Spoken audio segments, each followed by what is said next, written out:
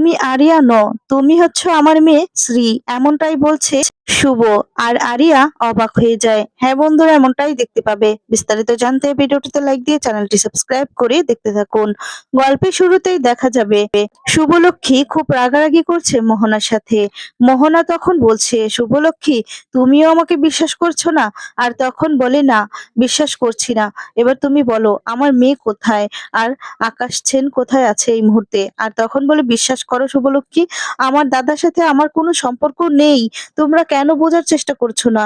আমি আমার দাদার সাথে কোনো কালেকশন বা যোগাযোগ রাখিনি। আমি জানি না যে আমার দাদা কোথায় আছে। শুভলক্ষ্মী বলছে, মিথ্যে বলছো তুমি, এবার সত্যি করে বলো যে আমার মেয়েকে কোথায় রেখেছে। তুমি জানো তুমি কত বড় অন্যায় করেছো? একজন মায়ের কাছ থেকে তার দুধের সন্তানকে তুমি সরিয়েছো। এর জন্য তোমাকে কোনোদিনও ক্ষমা করতে পারবো না, কোনোদিনও না। এবার তুমি বলবে সবকিছু। তুমি তুমি বলো আমার মেয়ে কোথায়, আমার মেয়েকে তোমার দাদা কোথায় রেখেছে বলো। এই বলে খুব রাগারাগি করছে মোহনাকে শুভলক্ষ্মী। কিন্তু শুভকে অনেক বোঝানোর চেষ্টা করে মোহনা। মোহনার কথা কিছুই শুনতে চায় না শুভলক্ষ্মী, বারবার করে একই কথা বলছে। অন্যদিকে দেখা যাবে আরিয়া বারবার করে শুভলক্ষ্মীর কথাগুলোই মনে করছে আর কাঁদতে থাকে। আর তখন আরিয়া বলছে, আমি কেনই বা কষ্ট পাচ্ছি, বাড়ির লোকজনের জন্য আমার কেনই কষ্ট হচ্ছে এত আমি বুঝতে পারছি না। আমি কেন কষ্ট পাবো? না, আমি আর কষ্ট পাবো না। আমাকে তো এই বাড়ি ছেড়ে যেতেই হবে। এই বাড়িটা তো আমার নয়। আমি ড্যাডকে গিয়ে সবকিছু বলবো। ড্যাড নিশ্চয়ই এদেরকে শাস্তি দিবে। আর তখন বলছে, ড্যাড আমাকে ক্ষমা করে দিবে, ক্ষমা করে দিবে ড্যাড। এই বলে কাপড় চোপড় গুলো ব্যাগে ভরে নেয়। আর ভরে নিয়ে তখন বলে, আমি আর কষ্ট পাবো না, এক্ষুনি এখান থেকে চলে যাব। যত তাড়াতাড়ি চলে যাব ততই ভালো হবে। আমি ড্যাডির কাছে যাব। ড্যাডি একমাত্র আমার দুঃখটা বুঝতে পারবে। আমি জানি ড্যাড আমাকে ক্ষমা করে দিবে। আমাকে আমাকে নিশ্চয়ই ক্ষমা করবে। এই বলে বারবার করে বাড়িটার দিকে তাকায় আর খুব কষ্ট পেতে থাকে আরিয়া। ওদিকে দেখা যাবে আকাশও ফিরে এসেছে। আর আকাশ বারবার করে মোহনার কথা ভাবছে আর আরিয়াটার কথাও ভাবছে যে মেয়েটা যে কোথায়, ওই ফ্ল্যাটেও তো ফিরেনি। ওকে আমি কোথায় খুঁজবো? কাউকে না কাউকে ফোন করে খোঁজ নেয় কিন্তু কোথাও খুঁজে পায় না। বলছে মেয়েটাকে একা ইন্ডিয়া পাঠানোই আমার ভুল হয়েছে। এরপরই ফোনটা বেজে ওঠে আর ফোনটা রিসিভ করতেই দেখতে পাই যে মোহনা। মোহনা তখন বলছে, দাদা তুই কোথায়, কোথায় তুই? আর তখন বলে, এই মোহনা তোর কি হয়েছে রে? তুই কাঁদছিস? আর এতদিন পর তোর দাদার কথা মনে হয়েছে? রায়বাড়ির বউ তুই। আর তখন বলছে, দাদা আমি ভালো নেই, আমি ভালো নেই। আর বলছে যে তুই কাঁদছিস কেন, কি হয়েছে তোর রে? ওরা কি, ওরা তোর সাথে মিসবিহেভ করেছে? বল না, বল, ওরা তোকে অত্যাচার করেছে? তখন বলে, হ্যাঁ হ্যাঁ, ওরা আমাকে খুব অত্যাচার করেছে, অনেক অপমান করেছে রে। আমি ওদেরকে এত বিশ্বাস করেছি, 20টা বছর, 20টা বছর ওদেরকে বিশ্বাস করে আমি তোর সাথে কোনো সম্পর্ক রাখিনি। আমার দাদাকে ছেড়ে আমি ওদেরকে ভালোবেসেছি, ওদেরকে বেছে নিয়েছি। আর ওরাই আমাকে আঘাত করেছে, অনেক অপমান করেছে, যা বলার মতো নয় রে। অনেক কথা শুনিয়েছে, আমি সেগুলো মনে করি আমি সহ্য করতে পারছি না। আমি আর এখানে থাকতে পারবো না, আমার দমটা বন্ধ হয়ে যাচ্ছে। তুই এখান থেকে আমাকে এসে নিয়ে যা দাদা। তখন বলে, তুই কাঁদছিস কেন? একদম কাঁদবি না। কি করেছে ওরা তোর সাথে?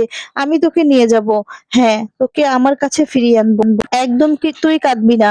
আর তখন বলছে, দাদা তুই এক্ষুনি আয়, এক্ষুনি আয়, ওরা আমার উপর খুব অত্যাচার করছে, অনেক অত্যাচার করছে। এই বলে আরো অনেক কথাই বলছে। আর তখন আকাশ একদম পাগল পাগল হয়ে যায়, কারণ আকাশ তো মোহনা বলতে অজ্ঞান, মোহনার জন্য সবকিছু করতে পারে। ওপাশ থেকেই দেখা যাবে মোহনা ইচ্ছে করেই বলে চিৎকার করে ফোনটা কেটে দেয় সাথে সাথেই। আর তখন আকাশ হ্যালো হ্যালো বলতে থাকে। আকাশ ভাবে যে ওর উপর সত্যি অত্যাচার করছে, এর জন্যই ফোনটা কেটে দিয়েছে। আর বলে, কি হলো, হঠাৎ করে ফোনটা কেটে গেল? হঠাৎ করেই ওর তো ওপাশ থেকে চিৎকারও শোনা গেল। তার মানে ও কি সত্যি বিপদে আছে? কি করব আমি? আমার কি ওই বাড়িতে যাওয়াটা উচিত হবে নাকি যাব না? কি করব? না না, আমাকে যেতে হবে, আমি যাব। আমার বোন বিপদে রয়েছে। এবার এবার আমার বোন আমার কাছে ফিরে আসবে। আমরা দুজনে মিলে ওই রায় পরিবারকে শেষ করে দিব।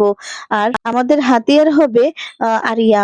আরিয়া মানে শ্রী, ওকে হাতিয়ার বানিয়ে আমরা রায় পরিবারকে দুজনে মিলে, দুই ভাই বোন মিলে একদম পুরো পরিবারটাকে ধ্বংস করে দিব। হ্যাঁ, ধ্বংস করে দিব। আমাকে তো আর কম অপমান করেনি, ওই বাড়ি থেকে অপমান করে বের করে দিয়েছিল। ওইদিকে দেখা যাবে সাজ আর কেশব দাঁড়িয়ে আছে। তখন মানে এদিকে সুমিত বলছে যে এখন তো অনেকটা সময় পেরিয়ে গিয়েছে, এখন আর কিছুক্ষণ দেখে পুলিশকে ফোন করতে হবে। এটা শুনে সাজ কাঁদতে থাকে। সাজ তখন কেশবকে বলছে, ও দাদা ভাই, কি বলছে বাবা? বাবা বলছে পুলিশকে খবর দিবে। মা তো বলছে মা কোনো অন্যায় করেনি।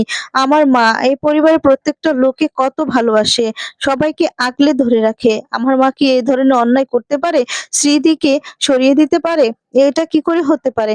এই বলে কাঁদতে থাকে। কেশব বলছে, তুই একদম চিন্তা করিস না, তোর দাদাভাই আছে না, কিচ্ছু হবে না। আর এদিকে আদি তখন বলছে, না, কোনো পুলিশ টুলিশের কেস করা যাবে না, পুলিশ টুলিশের ঝামেলা করা যাবে না, আমাদের পারিবারিক সমস্যা আমাদেরকেই মিটিয়ে নিতে হবে। তখন বলে যে শুভলক্ষ্মী তো উপরে আছে, শুভলক্ষ্মী নিশ্চয়ই নিশ্চয়ই কোনো না কোনো উপায় বের করবে, আমি জানি শুভলক্ষ্মী এটা সমাধান করবে। ঠিক তখন আরিয়া উপর থেকে নিচে নেমে আসে। আরিয়ার দিকে তাকিয়ে থাক কেশব। এদিকে দেখা যাবে রায় পরিবারে চলে আসে আকাশ। আকাশ তখন বাহির থেকে এসে বলে, এটা হচ্ছে রায় পরিবার। এই রায় পরিবার থেকেই 20 বছর আগে আমাকে অপমান করে ঘাট ধাক্কা দিয়ে বাড়ি থেকে বের করে দিয়েছিল। আর আমিও বলেছিলাম তার প্রতিশোধ নিব। আজই সেই প্রতিশোধ নেওয়ার সময় এসেছে। আমার বোন আমার কাছে ফিরে এসেছে। আর তখন সেই স্মৃতিগুলোই মনে করতে থাকে যে আকাশকে কিভাবে বেঁধে অপমান করেছিল।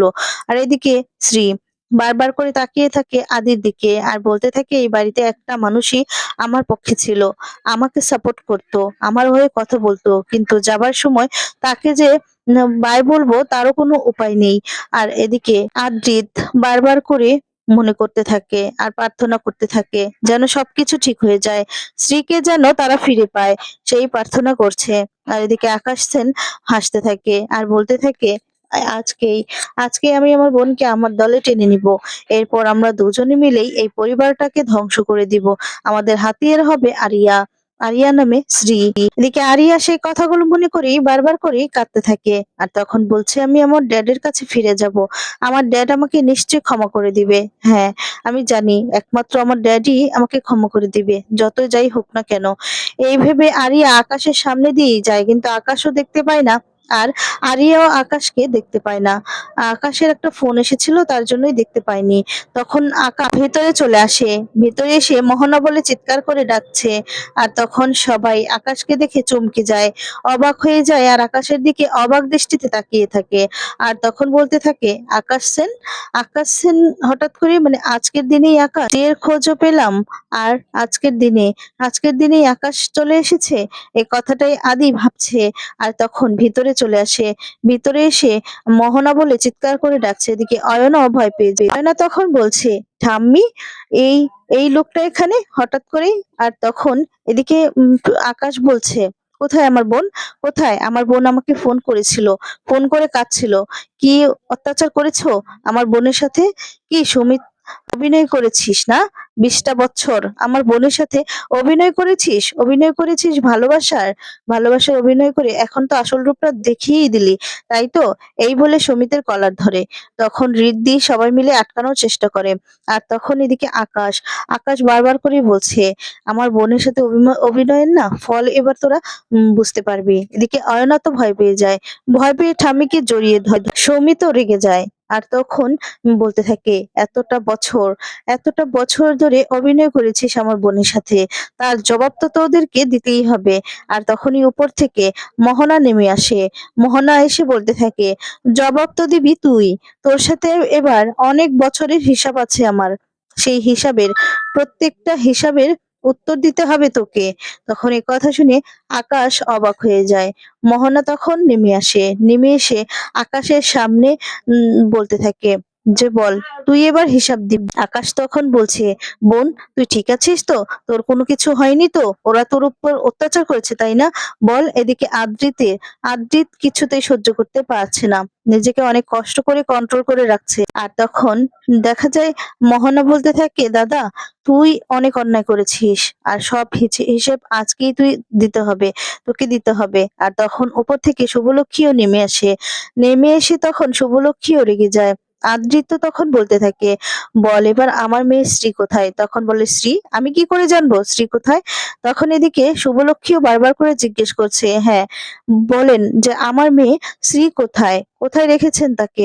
আকাশ বলে, আমি কি করে জানবো আপনার মেয়ে শ্রী কোথায়? তখনই চলে এসেছে সেখানে আরিয়া। আরিয়া এসে বলতে থাকে, ড্যাড তুমি এখানে? তুমি এই বাড়িতে কি করছো? তখন শুভলক্ষ্মীর বুঝতে বাকি থাকে না যে আরিয়াই হচ্ছে শ্রী। আর তখন বলে, তার মানে আরিয়াই হচ্ছে আমার মেয়ে শ্রী। এরপর আরিয়ার কাছে যায় আর বলে, তুমি হচ্ছে আমার মেয়ে শ্রী। আর তখন আরিয়াকে আকাশের কাছে যেতে দেয় না। আর তখন আরিয়াকে বলছে, তুমি তুমি আরিয়া নও, তুমি হচ্ছে শ্রী। তখন বলছে, আপনি আমার ড্যাডকে এই সমস্ত কথা বলছেন কেন? ড্যাড এগুলো কি বলছে উনি? আর তখন বলছে, আমি ঠিকই বলছি, তুমি আমার মেয়ে শ্রী। কারণ আমার হারিয়ে যাওয়া সেই মেয়ে তুমি। এই আকাশ সেন তোমাকে চুরি করে নিয়ে গিয়েছে। সবটা শুনে অবাক হয়ে যায় আরিয়া। অবাক হয়ে শুভলক্ষ্মীর দিকে তাকিয়ে